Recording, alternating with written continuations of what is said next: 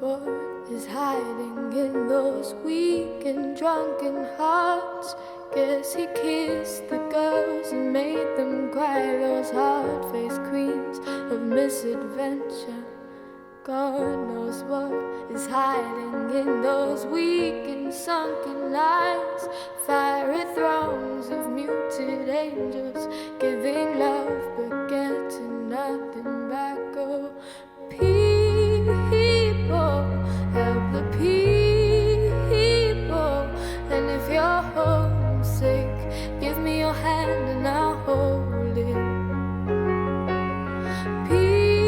People, help the people. Nothing will drag you down. Oh, and if I had to bring, oh, and if I had to bring, I'd be cold as a stone and rich as a fool. It turned all those good hearts away. Hi, my name's Kim Ellings and I'm the founder of Creating Hope in Cambodia. Creating Hope in Cambodia was formed in April 2011 after a trip to Cambodia. The main difference that we wanted to make was to stop the look of despair and hopelessness in the eyes of parents that couldn't afford to look after their children. And from its inception, we've just wanted to be able to provide shelter, education facilities, medical facilities, and just improve the lives of the children. And for me personally, it was the death of my cousin that was really the emotional drive for me that made me say, okay, now's my time. I need to take action and do something. She was doing a teaching degree and we wanted to create a legacy for her that matched her passion, which was changing the lives of children through education. So we did that. We raised the money and the school was opened in May 2008. And it's called Tasha's Legacy Centre, and hundreds of children have gone through TLC. Oh, it's fantastic. Absolutely fantastic. You can look around at the kids and know that they've got somewhere to go when they're sick, they've got education, they've got clean water. Their life is totally different to what it was 3 years ago. Everything's changed for them now. Their whole lives are different. The whole village is different. Their family live in the slum area. It is very hard for them to send a child to school. That's why we build up TLC and we bring their children come and join to us.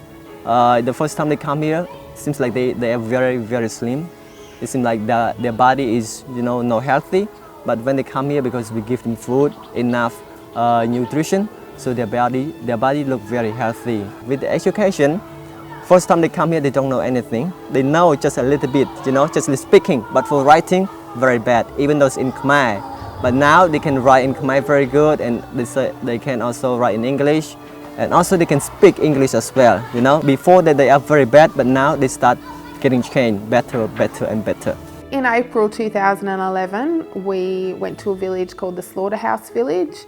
The Slaughterhouse Village was houses made out of twigs with plastic stretched over the top of them, and that was literally where families lived. It was no running water, no cooking facilities, no floors in houses. It was, in the wet season, consumed by filthy water where they had to wade from house to house.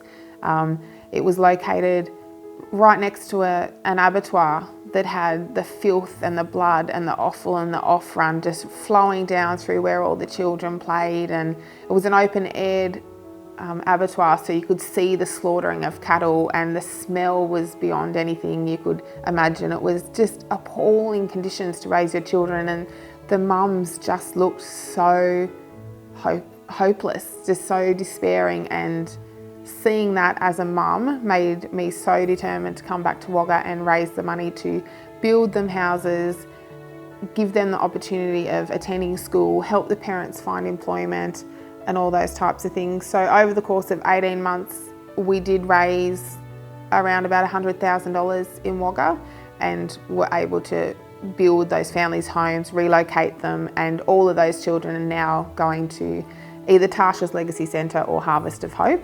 And they're all getting an education, they've all got sponsors, and yeah, their parents are all employed. I brush my teeth, I brush my teeth, I comb my hair, I comb my hair, I eat breakfast, I eat breakfast. So Harvest of Hope is another school that's overseen by Serve Cambodia. Serve Cambodia is the NGO in Phnom Penh that we are affiliated with. It was already in existence. It's not something that Chick has built, but it is a school that we support and that we get sponsors for the children. It's a great facility out at Praesaw, and we actually built 16 new houses and relocated some of the slaughterhouse families out to Praesaw so they could attend Harvest of Hope as well. The dump school is one of the most inspiring stories, quite literally. A lot of the children were working and living and playing in the rubbish dump. And from the age of 3 years old, their whole life and survival is dependent on what they can find at the rubbish tip to find and sell to be able to survive. And these kids are working 12-hour days from the time they're 3 years old. There's an old man, a very old man adjacent to the dump who he has opened his house up every day as a school to educate the children, and of a night time he just pushes all the desks and the chairs up against the wall, and he basically rolls the mat out and lays down on the floor and goes to sleep. And every single day the children come and have classes, and they just dedicate their life to rescuing kids from the dump and helping them to have an education. They are absolutely beautiful. My name is Song Kim. I am grade 9. I have studied in this school for 3 years. Next step is we're heading off to a school in a couple of days, boys, and you'll have a look at it and you go, yes, we need a school. That's our next step. They're in this bamboo framed thing that has, you know, those little jumping things that you have your potato sack races in. It looks like that material around the outside of it, and there's 120 kids in that school. So that's our next step.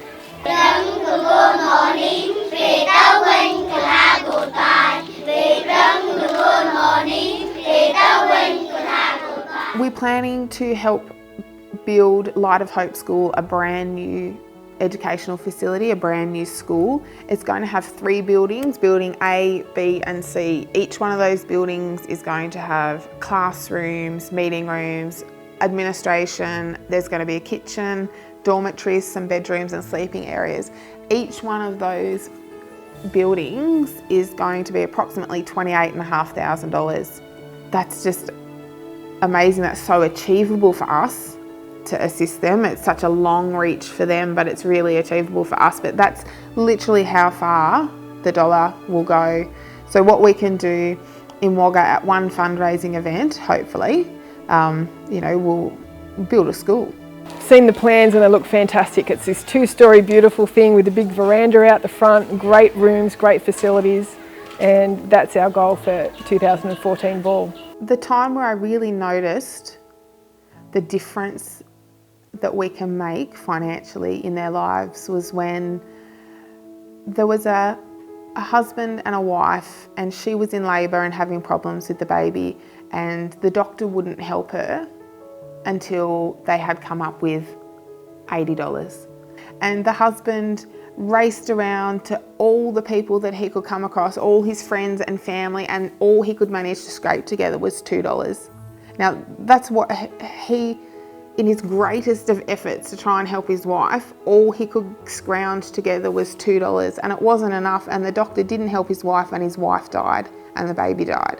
And that to me absolutely broke my heart, and that was the main motivation for building the antenatal clinic in Takao province, because it just ruined me. I wish so much that we had known about that, because in an absolute heartbeat we would have sent $80, and it just breaks my heart that $2 was all he could come up with, and it would have cost $80 to save a life. In Australia we can just go to the emergency department, or you know, $80 is nothing. If I had a friend need $80, I would give it to them, but you know, out of the 10 or 20 people he asked, he could only scrape together $2, and that to me just really highlighted the major differences between our life. We're so lucky.